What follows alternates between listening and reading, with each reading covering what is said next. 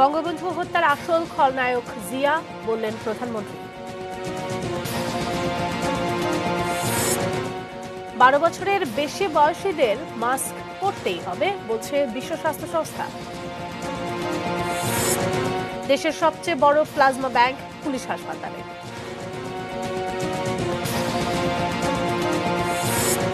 পাপিয়া ও তার স্বামীর বিরুদ্ধে অস্ত্র মামলায় বিচার শুরু।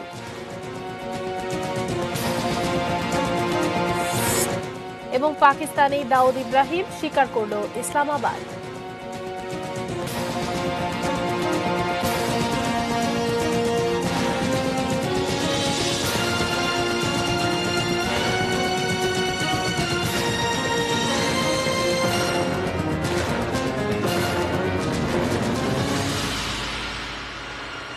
এটি নিউজ দেখছেন, আখি ভদ্র স্বাগত জানাচ্ছি বেলা 3টা নিউজ আওয়ারে। এতক্ষণ শিরোনামগুলো শুনছিলেন। VSL, Angle, Channel, HB, VSL, Bikrampur steel limited. পুরো খবর এবার। বঙ্গবন্ধু হত্যার আসল খলনায়ক জিয়া, এই অভিযোগ করে প্রধানমন্ত্রী শেখ হাসিনা বলেছেন, সব জানার পরও এখনো কিছু মানুষ তাকে কিভাবে সমর্থন করে তা তিনি বুঝতে পারেন না। প্রধানমন্ত্রী আরো অভিযোগ করেন, জিয়ার মতো খালেদা জিয়াও খুনিদের মদদ দিয়েছেন। বাংলার প্রিয় শেখ মুজিব, তোমার রক্ত নিয়েও বাংলায় চালের দাম কমেনি। বঙ্গবন্ধুর ৪৫তম শাহাদত বার্ষিকী ও জাতীয় শোক দিবস উপলক্ষে রবিবার সকালে জাতির জনক বঙ্গবন্ধু শেখ মুজিবুর রহমানের জন্ম শতবার্ষিকী উদযাপন জাতীয় বাস্তবায়ন কমিটির এই আলোচনা সভা হয় আন্তর্জাতিক মাতৃভাষা ইনস্টিটিউট মিলনায়তনে। গণভবন থেকে ভিডিও কনফারেন্সে আলোচনায় অংশ নেন প্রধানমন্ত্রী শেখ হাসিনা। বিবিসির কাছে দেয়া কর্নেল ফারুক এবং রশিদের যে ইন্টারভিউ, বঙ্গবন্ধু হত্যার ষড়যন্ত্রে খুনি মুস্তাকের সাথে জড়িত জিয়াউর রহমানও। এই অভিযোগ করে প্রধানমন্ত্রী বললেন, ইতিহাসের শিক্ষা হলো ষড়যন্ত্র করে কখনোই বেশি দিন ক্ষমতা টিকিয়ে রাখা যায় না। সিরাজউদ্দৌলার সাথে বেইমানি করেছিল মীর জাফর, ব্রিটিশ বেনিয়ার দল তাকে ব্যবহার করেছিল, কিন্তু সেও কিন্তু 3 মাস ক্ষমতা থাকতে পারেনি, 2 মাসের কিছু বেশি সময় পরে তাকে বিদায় নিতে হয়েছিল। ঠিক মোস্তাকও তাই, যাদের হাতেই সে খেলে আর যাদের প্ররোচনায় সে এই বেইমানিটা মুনাফিকিটা করেছিল এবং জাতির পিতার হত্যাকাণ্ডে মদত দিয়েছিল, তারা কিন্তু তাকে ক্ষমতায় রাখে নাই। ক্ষমতায় আসল যিনি নায়ক, খলনায়ক, সেও চলে আসলো সামনে, সে হলো জিয়াউর রহমান। খালেদা জিয়া সম্পর্কে আওয়ামী লীগ সভাপতি বললেন, ক্ষমতায় এসে স্বামীর মতো তিনিও একই পথে হেঁটেছেন, খুনি ও সন্ত্রাসীদের মদতদাতা হয়েছেন। জিয়া যেমন জাতির পিতার হত্যার সঙ্গে জড়িত, জাতীয় 4 নেতাদের হত্যার সঙ্গে জড়িত, একের পর এক করে সেরা সদস্যদের হত্যা করেছে, মুক্তিযোদ্ধা অফিসারদের হত্যা করেছে। খালেদা জিয়া ক্ষমতা এসে ঠিক একই ঘটনা ঘটিয়েছে। প্রধানমন্ত্রী বেশ আক্ষেপ সুরেই বললেন, সব সত্যটা জানার পরও এখনো কিছু মানুষ কেন জিয়ার পক্ষে সাফাই গাওয়ার চেষ্টা করে তা তিনি বুঝতে পারেন না। 75 পর থেকে যদি আমরা দেখি, সেই জিয়াউর রহমানকে তো অনেকে সমর্থনও দিয়েছিল। কেন উত্তর আমি কোনোদিন পাই না। স্বাধীনতা এবং মুক্তিযুদ্ধের চেতনায় যারা বিশ্বাস করে তারা কি এটা পারে? আর এখনো দেখা যায় যে কিছু কিছু লোক তারা সাফাই গাওয়ার চেষ্টা করে। ৭৫-এর পর বহু অপচেষ্টার পরও বঙ্গবন্ধুর নাম মানুষের হৃদয় থেকে মুছে ফেলা যায়নি বলেও এ সময় মন্তব্য করলেন শেখ হাসিনা। ওই কয়েকটা খুনি বা বেঈমান মুনাফিক ছাড়া অগণিত জনগণ জাতির পিতার জন্য কাঁদে। এ সময় বঙ্গবন্ধু শেখ মুজিবুর রহমানকে নিয়ে ডিজিটাল চিত্র প্রদর্শনীরও উদ্বোধন করেন প্রধানমন্ত্রী।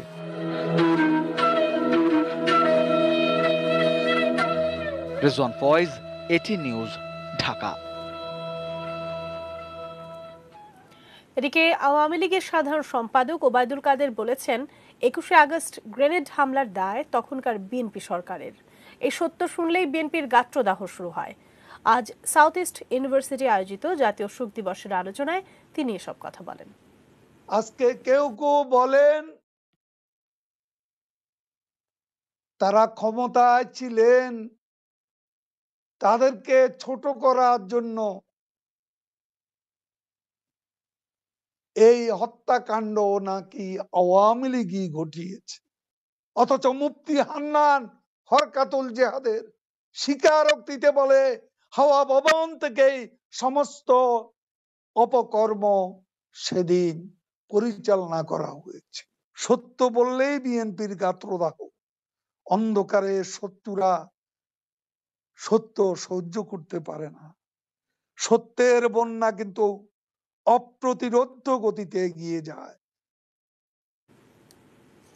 করোনা প্রতিরোধে মাস্ক ব্যবহারের বিষয়ে নতুন নির্দেশনা দিয়েছে বিশ্ব স্বাস্থ্য সংস্থা হু। এতে বলা হয়েছে 12 বছরের বেশি বয়সী শিশুদের মাস্ক পরতেই হবে। যেসব দেশে করোনার ব্যাপক সংক্রমণ ঘটছে এবং অন্যদের সঙ্গে 1 মিটার দূরত্ব বজায় রাখা সম্ভব নয়, সেখানে প্রাপ্তবয়স্কদের মতোই মাস্ক পরতে হবে শিশুদেরও। হু জানাচ্ছে 5 বছরের কম বয়সীদের মাস্ক পরার প্রয়োজন নেই। 6 থেকে 11 বছরের শিশুদের বিশেষ পরিস্থিতিতে মাস্ক পরতে হতে পারে। তবে মাস্ক পরার কারণে স্বাস্থ্যগত সমস্যার আশঙ্কা যেসব শিশুর, তাদের বয়স যাই হোক, মাস্ক ব্যবহারে বাধ্য করা উচিত নয়। খেলাধুলা বা অন্য শারীরিক পরিশ্রমের সময় শিশুর মাস্ক পরা দরকার নেই। হুর কর্মকর্তারা বলছেন, শিশুদের মাধ্যমে করোনা কতটা ছড়াতে পারে সে সম্পর্কে এখনো জানা যায়নি। তবে একেবারে ছোটদের তুলনায় কিশোর কিশোরীরা ভাইরাস ছড়াতে বেশি ভূমিকা রাখে।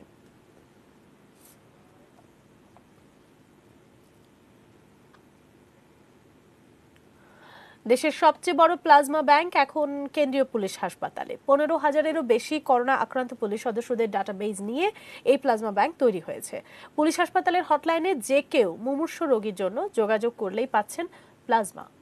দেখব আহমেদ আবিতানের রিপোর্ট। বিশ্ব স্বাস্থ্য সংস্থা মনে করছে করোনার প্রভাব আরো 2 বছর থাকবে। এর মানে করোনার সঙ্গে মানিয়েই সবাইকে বেঁচে থাকার যুদ্ধটা চালিয়ে যেতে হবে। কোন দেশ কার আগে ভ্যাকসিন নিয়ে কোন দেশের পাশে দাঁড়াবে, এ নিয়ে শুরু হয়ে গেছে কূটনীতি। দেশের প্রতিটি হাসপাতালেই করোনা চিকিৎসার অন্যতম একটি পদ্ধতি হিসেবে এখন প্লাজমা থেরাপিকে ব্যবহার করা হচ্ছে। রাজারবাগ কেন্দ্রীয় পুলিশ হাসপাতালে প্রতিদিনই নানা প্রান্ত থেকে সাধারণ মানুষ ছুটে আসেন প্লাজমার জন্য।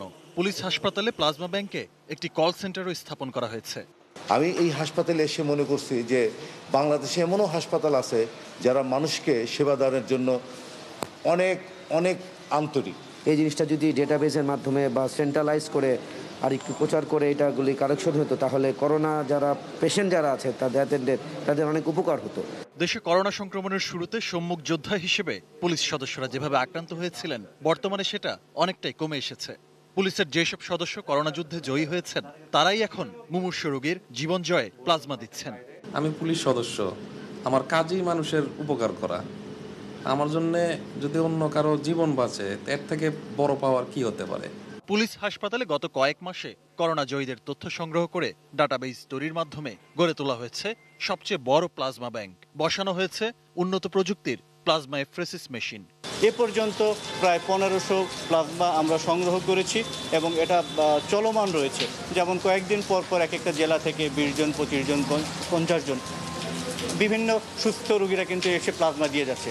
আমাদের আইজিপি মহোদয়ের নির্দেশে সকল কাজ করা হয়েছে। আমাদের পরিচালক মহোদয় প্রত্যক্ষ তত্ত্বাবধানে সবগুলো বিভিন্ন সংস্থার সাথে, আমরা যে বিভিন্ন সামাজিক সংস্থার সাথেও কিন্তু আমাদের যোগাযোগ রয়েছে। তারা কিভাবে তাদের প্লাজমা ব্যাংকটা প্রতিস্থাপন করে যাচ্ছে।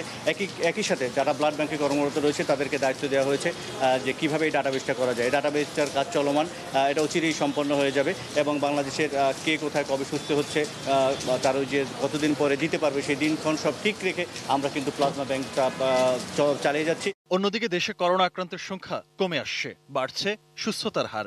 এটি ইতিবাচক বলছেন চিকিৎসকরা। করোনার প্রাদুর্ভাব কমে গেছে যদি বলি, সেটার চেয়ে বলা ভালো হবে করোনা আমরা এখন চিকিৎসা মোকাবেলায় যথেষ্ট সক্ষম হয়েছে, এটা বলা উচিত। আমাদেরকে এখন প্লাজমা কিন্তু প্রচুর পরিমাণেই লাগতেছে।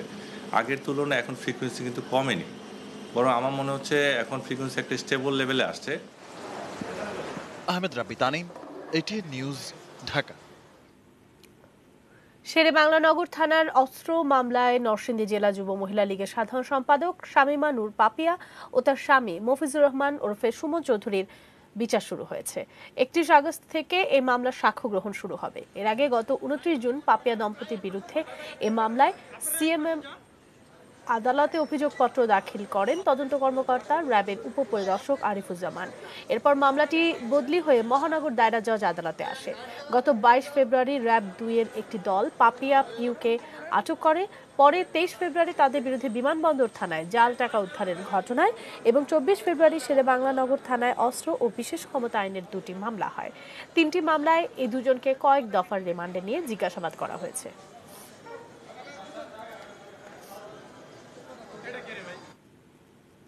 বন্যায় ক্ষতির মুখে পড়েছে সবজির আবাদ, যার ঊর্ধ্বমুখী প্রভাব পড়েছে রাজধানীর কাঁচা বাজারগুলোতে। তবে সরবরাহ ভালো থাকায় ইলিশ বিক্রি হচ্ছে আগের দরেই। রিপোর্ট করছেন মাহফুজা মোসলেহি। ঢাকার কাঁচা বাজারগুলোতে কিছু পণ্যের দাম স্থিতিশীল থাকলেও বেড়েছে সবজির দাম। 50 থেকে 60 টাকার নিচে কোনো সবজি নেই। কাঁচামরিচের দাম বেড়েছে সবচেয়ে বেশি। বন্যায় গাছগাছালি যা আছে সব ডুবে রয়েছে। বন্যার আগে ছিল 80 টাকা 100 টাকা কেজি, এখন 160 টাকা কেজি, 180 টাকা কেজি। বিভিন্ন বাজার ঘুরে দেখা গেছে বন্যার আগের দামের তুলনায় সবজির দাম এখন দ্বিগুণেরও বেশি।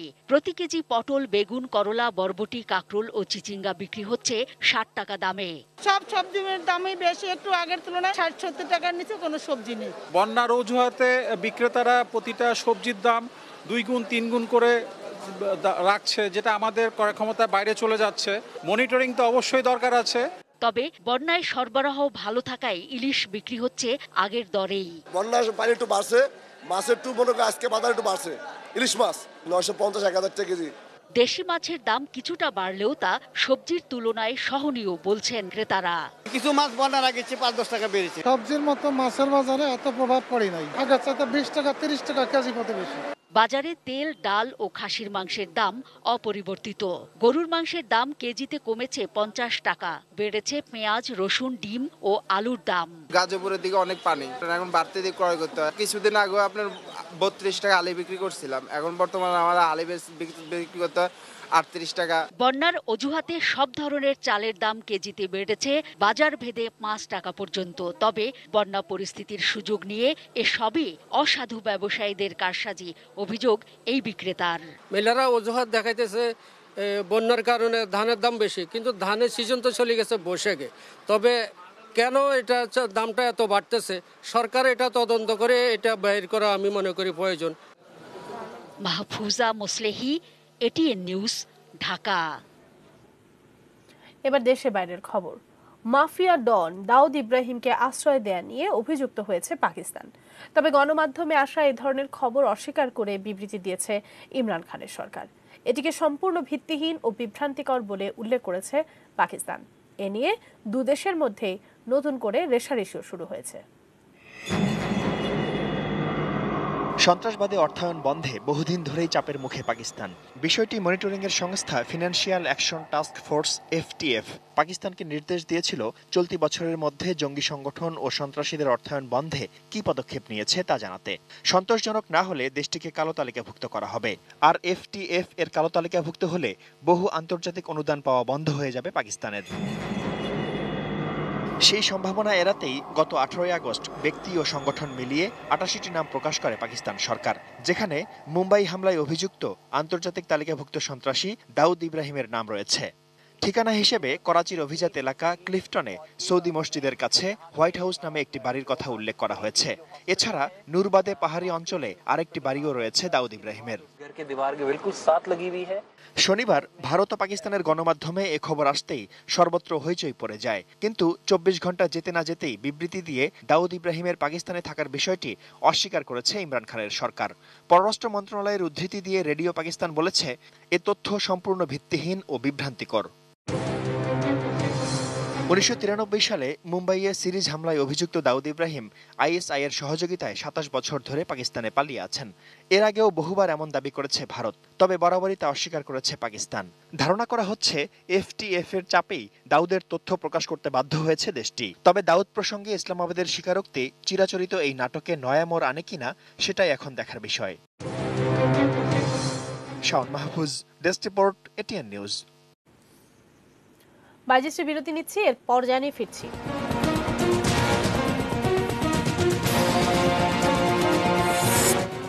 নাগরিক সুবিধার বেহাল দশা পূর্ব মাদারটেক দক্ষিণ বনশ্রীতে। এবং বিভিন্ন জেলায় বন্যা পরিস্থিতির আরো অবনতি।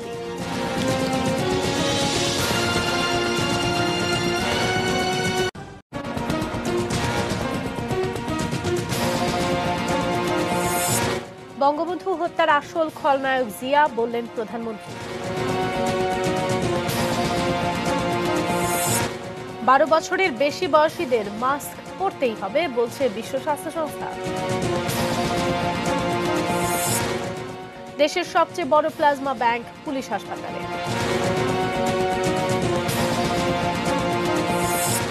পাপিয়া ও তার স্বামীর বিরুদ্ধে অস্ত্র মামলায় বিচার শুরু।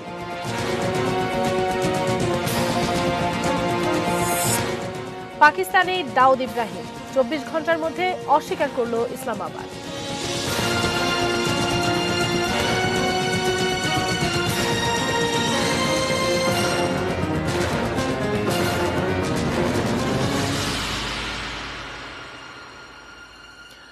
বিরতির পর ফিরে এসে সবাইকে আরো একবার স্বাগত জানাচ্ছি নিউজ আওয়ারে এবং ফিরতে ফিরতে জানিয়ে দিচ্ছিলাম শিরোনামগুলো।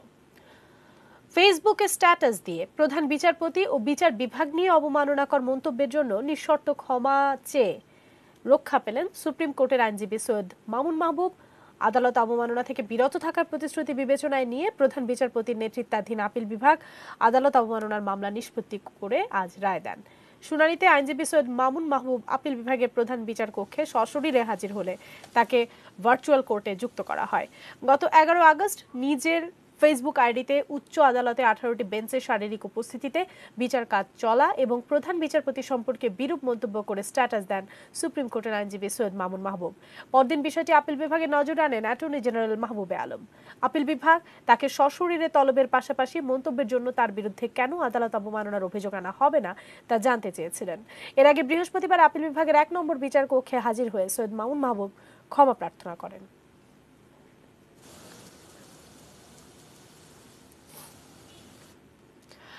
নগর জীবন, পানিতে আয়রন, গ্যাসের চাপ নেই, সড়কের বেহাল অবস্থা। এর মধ্যেই বসবাস পূর্ব মাদারটেক দক্ষিণ বনশ্রীর বাসিন্দাদের। সমস্যা দীর্ঘদিনের হলেও মিলছে না সমাধান। এই অবস্থায় জনভোগান্তি চরমে। দেখব সম্রাট আনোয়ারের রিপোর্ট। ড্রেনেজ ব্যবস্থার উন্নয়নে বছরখানেক আগে দক্ষিণ বনশ্রী থেকে পূর্ব মাদারটেক যাওয়ার এই সড়কটিতে শুরু হয় খোঁড়াখুঁড়ি। থেমে থেমে পাইপ বসানোর কাজ শেষ হলেও রাস্তা আর ঠিক হয়নি। একে তো খানাখন্দে চলাচলের অনুপযোগী, তার উপর বৃষ্টি হলেই কাদা পানিতে একাকার। এমন রাস্তায় তাই চলাচলের ঝক্কি কম না। কেবল মূল সড়কই নয়, আবাসিক এলাকার সংযোগ সড়কগুলোরও বেহাল দশা। এত বাজে অবস্থা হবে যে এটা পরিকল্পিত নগরীতে এটা ভাবি নেই। ঠিক আছে, আইসা তো এখন তো বিপদে। একটা মানুষ অসুস্থ হইলে যে এই দিক দিয়ে নিয়ে যাবে সে আরো অসুস্থ হয়ে যাচ্ছে। এই ময়লা আবর্জনার মধ্যে সাধারণ জনগণ কি করবে? ঘর থেকে বাইরে দিতে পারে না, বৃষ্টি হলে পানি হাঁটু সমান। শরীফবাগ তিতাস রোডের বাসিন্দাদের আরেক ভোগান্তি আয়রনযুক্ত পানি। মাস 6 আগে পাম্পের সক্ষমতা বাড়ানোর পর থেকেই শুরু এই সমস্যার। এছাড়া রান্নাঘরে গ্যাসের চাপটাও ঠিকঠাক থাকে না। 10টা 11টা বাজে থেকে গ্যাস থাকে না, আবার সেই গ্যাস আসে 3টা 4টার দিকে, আবার গ্যাসের স্পিডটাও কম থাকে। নতুন পাম্প বসাইছে, বসানোর পরে এই ঘোলা পানি হলুদ পানি আসতেছে। আমরা যে গ্রাহক হিসাবে যে আমাদের যে আমরা যে সেবাটা পাওয়ার কথা, সেই সেবাটা আমরা এখান থেকে মানে প্রপারলি পাচ্ছি না। যত দিন যাচ্ছে পানিবাহিত রোগের প্রাদুর্ভাব এবং পানির যে সমস্যাটা এটা আরো প্রকট আকার ধারণ করছে। সমস্যার কথা একাধিকবার কর্তৃপক্ষকে জানিয়েও সমাধান না পাওয়ার অভিযোগ স্থানীয়দের। তবে সমস্যা সমাধানের আশ্বাস স্থানীয় কাউন্সিলরের। আগামী সপ্তাহের মধ্যে মনে হতো রাস্তা ডালাইটা হওয়ার সম্ভাবনা খুবই বেশি। আর পানির ব্যাপারটা আমরা তো ওয়াসার সাথে কথা বলতেছি, ওনারা যত তাড়াতাড়ি সম্ভব এটা করে দিবে বলছে। সম্রাট আনোয়ার, এটিএন নিউজ, ঢাকা। দেশের বিভিন্ন জেলায় বন্যা পরিস্থিতির আরো অবনতি হয়েছে। কয়েকদিনের টানা বৃষ্টি ও জোয়ারের পানি ঢুকে পড়েছে বসতঘর ও বিভিন্ন স্থাপনায়। তলিয়ে গেছে মাছের ঘের, ছোট বড় অসংখ্য পুকুর। খাদ্য সংকট সহ নানা ধরনের দুর্ভোগ পোহাচ্ছেন কয়েক লাখ বানভাসী মানুষ। বন্যায় সবচেয়ে বেশি ক্ষতি হয়েছে বরিশাল সদর, মেহেন্দিগঞ্জ, হিজলা ও মুলাদী উপজেলায়। প্লাবিত হয়েছে আরো শতাধিক গ্রাম। কয়েকদিনের বৃষ্টি আর জলাবদ্ধতায় নগরীর বেশিরভাগ এলাকায় হাঁটু পানি। এদিকে ভারী বর্ষণ ও পদ্মার পানি বেড়ে যাওয়ায় দুর্ভোগে পড়েছে শরীয়তপুর জেলার লাখ লাখ মানুষ। পদ্মার প্রবল স্রোতে তীর রক্ষা বাঁধের তলদেশ থেকে জিও ব্যাগ ও সিসি ব্লক সরে যাওয়ায় নড়িয়া, জাজিরা ও ভেদরগঞ্জ ও গোসাইরহাট উপজেলার অন্তত 20টি স্থানে ভাঙনের সৃষ্টি হয়েছে। টানা বৃষ্টি আর মেঘনার অস্বাভাবিক জোয়ারের পানিতে লক্ষ্মীপুরের সড়ক, ব্রিজ ও বেড়িবাঁধ ভেঙে কয়েক এলাকায় যোগাযোগ বিচ্ছিন্ন হয়ে গেছে। পাশাপাশি নতুন করে প্লাবিত হয়েছে অন্তত 20টি গ্রাম।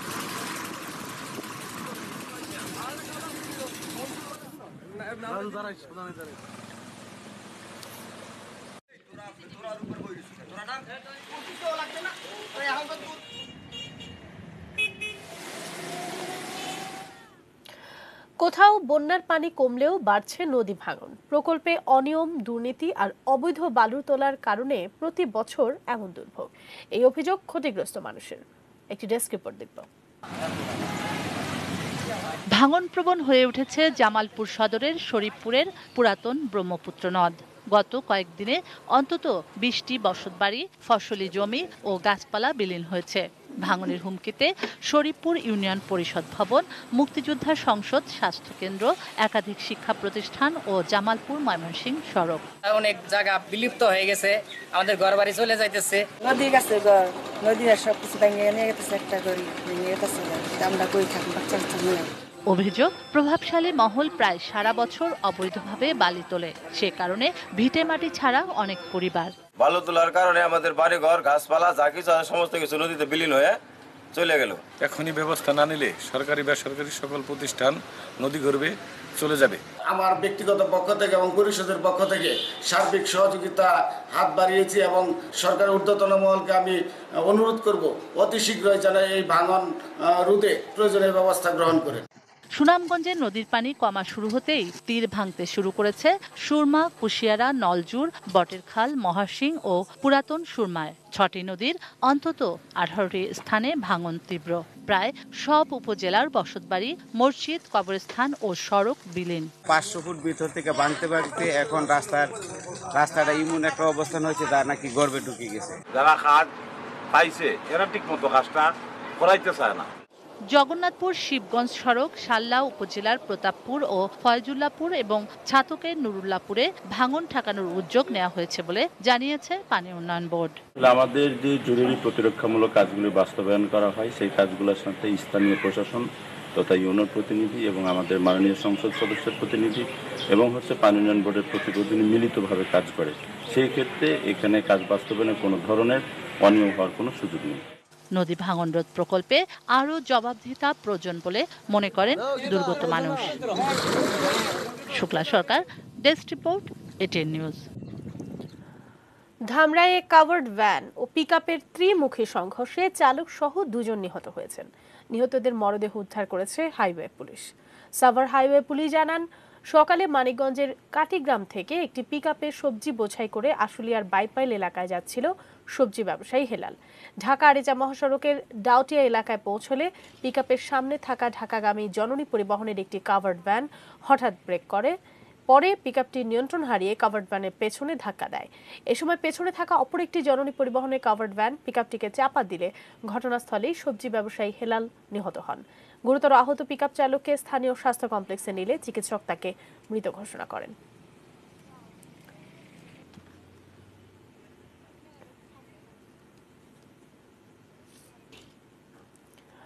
করোনা সহ বিভিন্ন জটিল রোগে আক্রান্ত হয়ে এনটিভি যুগ্ম প্রধান বার্তা সম্পাদক আব্দুল শহীদ ইন্তেকাল করেছেন। আজ রাজধানীর শেখ রাসেল গ্যাস্ট্রোলিভার ইনস্টিটিউট ও হাসপাতালে শেষ নিঃশ্বাস ত্যাগ করেন জ্যেষ্ঠ এই সাংবাদিক। মৃত্যুকালে তার বয়স হয়েছিল 63 বছর।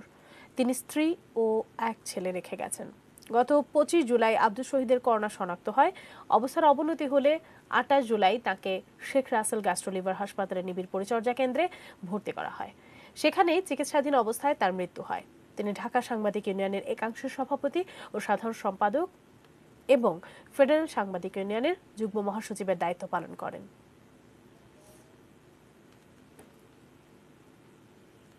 সোশ্যাল ইসলামী ব্যাংক লিমিটেড বাণিজ্য সংবাদ।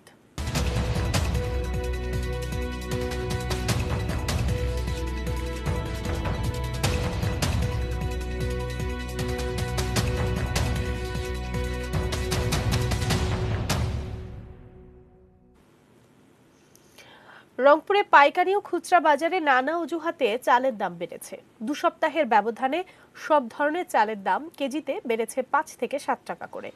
চালের মোকামে 50 কেজির এক বস্তা মিনিকেট 2380 টাকা, নাজিরশাল 2600, কাটারি ভোগ 2550 এবং চিনি গুঁড়া পোলাওয়ের চাল 4500 টাকায় বিক্রি হচ্ছে।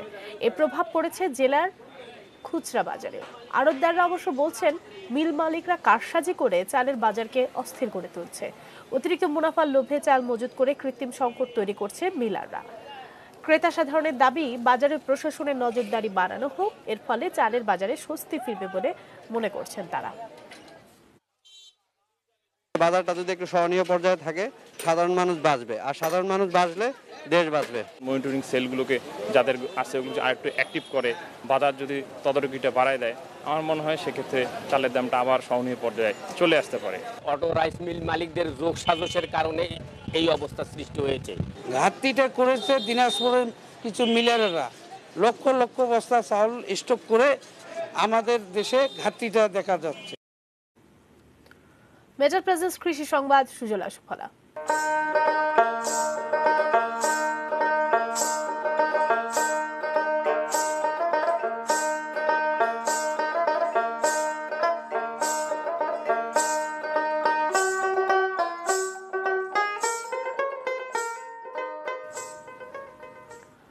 বোরো ও আমন ধানের মাঝে সময়টুকুতে আউশ ধানের চাষ করেছেন কিশোরগঞ্জের কৃষকরা।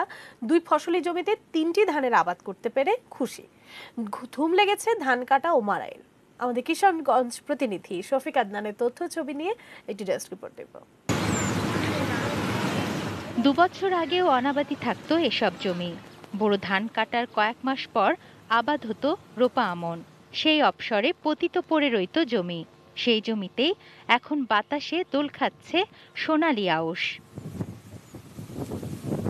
আউশের ফলন হয়েছে ভালো, চলছে ধান কাটা ও মাড়াই।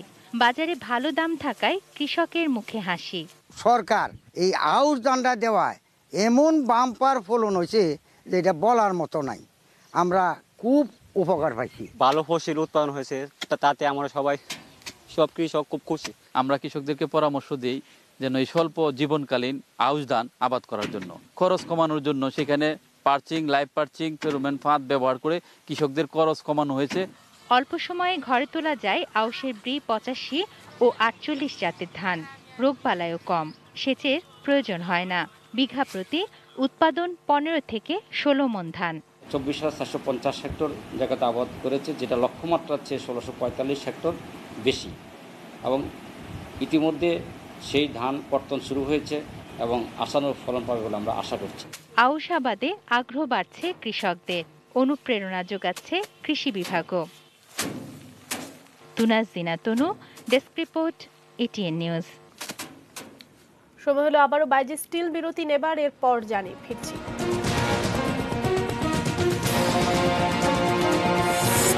করোনা টিকা আসা বিলম্বিত করছে এফডিএ, ট্রাম্পের অভিযোগ।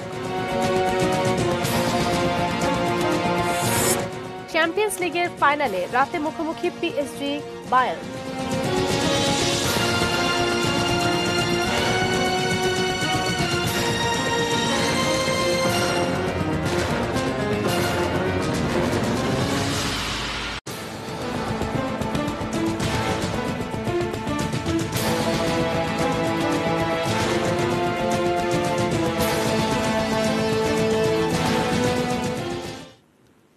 বিরতির পর ফিরে এসে সবাইকে আরো একবার নিউজ আওয়ারে স্বাগত। দেশে বাইরের খবর জানাবো।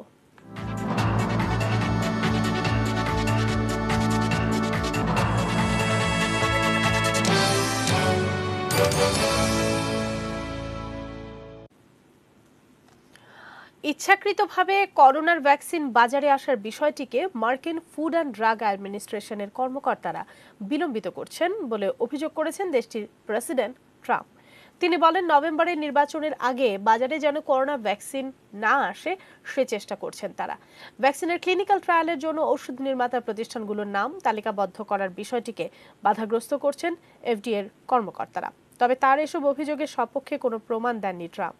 করোনার ভ্যাকসিন নিরাপদ ও কার্যকরী প্রমাণিত হওয়ার আগে তা বাজারে ছাড়লে পদত্যাগ করবেন এক এফডি কর্মকর্তার। এই ধরনের বক্তব্য গণমাধ্যমে প্রকাশ হওয়ার পরপরই এই অভিযোগ করলেন ট্রাম্প।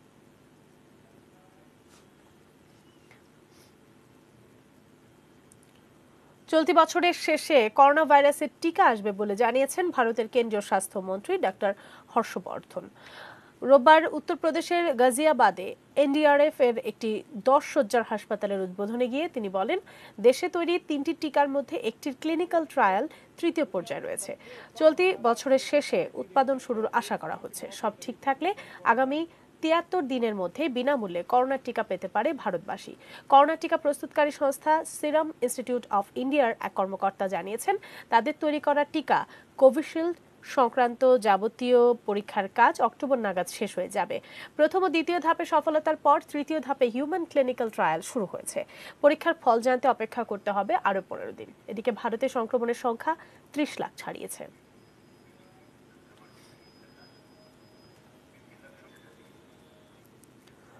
যুদ্ধাপরাধের অভিযোগে আন্তর্জাতিক বিচার আদালতের মুখোমুখি হতে হবে সুদানের ক্ষমতাচ্যুত প্রেসিডেন্ট ওমর আল বশিরকে। সুদানের দারফুরে সংঘটিত যুদ্ধাপরাধের জন্য দায়ী করা হচ্ছে বশির ও আরও বেশ কয়েকজনকে। তাদের বিচারে আন্তর্জাতিক বিচার আদালতকে সব ধরনের সহযোগিতার আশ্বাস দিয়েছেন সুদানের প্রধানমন্ত্রী আব্দুল্লাহ হামদোক। 2003 সাল থেকে দারফুরে চলা সংঘর্ষে প্রায় 3 লাখ মানুষের মৃত্যুর অভিযোগে এ বিচার অনুষ্ঠিত হতে যাচ্ছে। অভিযুক্ত 5 জনকে আন্তর্জাতিক বিচার আদালতে হাজির করা হবে এই মর্মে ফেব্রুয়ারিতে সরকারের সঙ্গে বিরোধীদের একটি চুক্তি হয়। 2019 সালে ক্ষমতাচ্যুত হওয়ার পর থেকেই কারাগারে বন্দী আছেন বশির।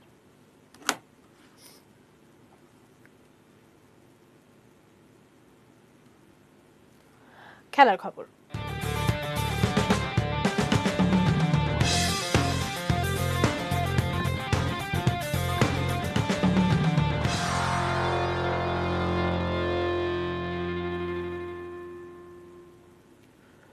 উয়েফা চ্যাম্পিয়ন্স লিগের ফাইনালে আজ প্যারিস সেন্ট জার্মেইন মুখোমুখি হবে বায়ার্ন মিউনিখ। ম্যাচটি শুরু হবে বাংলাদেশ সময় রাত 1টায়। লিসবনে ইতিহাস গড়ার হাতছানি প্যারিস সেন্ট জার্মেইনের সামনে। ঘরোয়া ফুটবলের রাজমুকুট গত 7টি মৌসুম ধরে নিজেদের দখলে রেখেছে ফরাসি ক্লাবটি। লিগ ওয়ানের পাশাপাশি ফ্রান্স কাপের শিরোপাও তাদের ট্রফি ক্যাবিনেটে।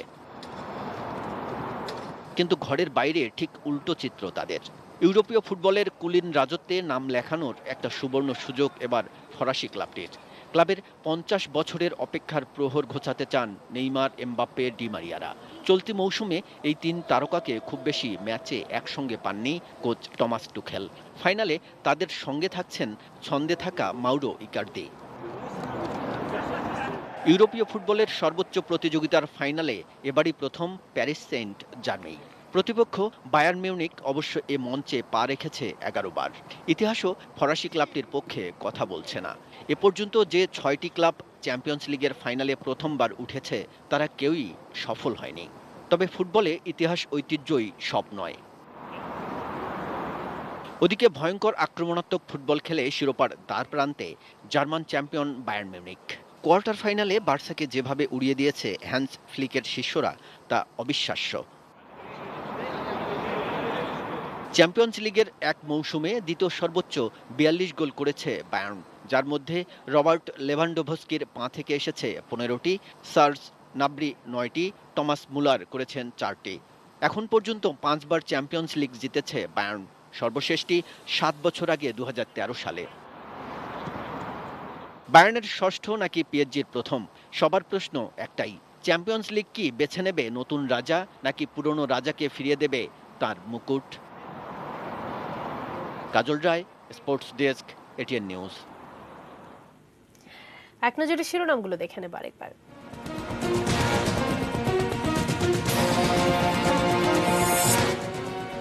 বঙ্গবন্ধু হত্যার আসল খলনায়ক জিয়া বললেন প্রধানমন্ত্রী।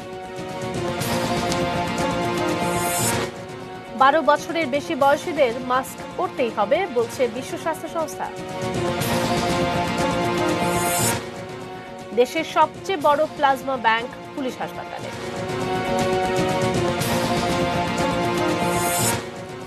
পাপিয়া ও তার স্বামীর বিরুদ্ধে অস্ত্র মামলায় বিচার শুরু।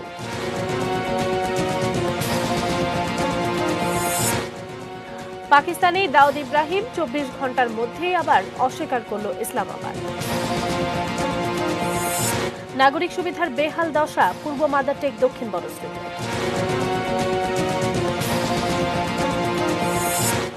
বিভিন্ন জেলায় বন্যা পরিস্থিতির আরও অবনতি।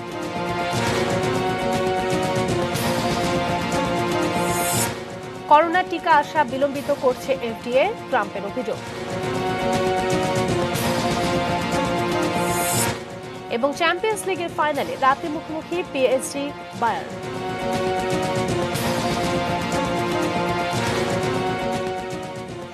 এই ছিল নিউজ আওয়ারে। সঙ্গে থাকুন, দেখতে থাকুন এটিএন নিউজ। আর এটিএন ব্রেকিং নিউজ আপনার মোবাইলে পেতে স্টার লিখে স্পেস দিয়ে এর লিখে পাঠিয়ে দিন, পাবেন।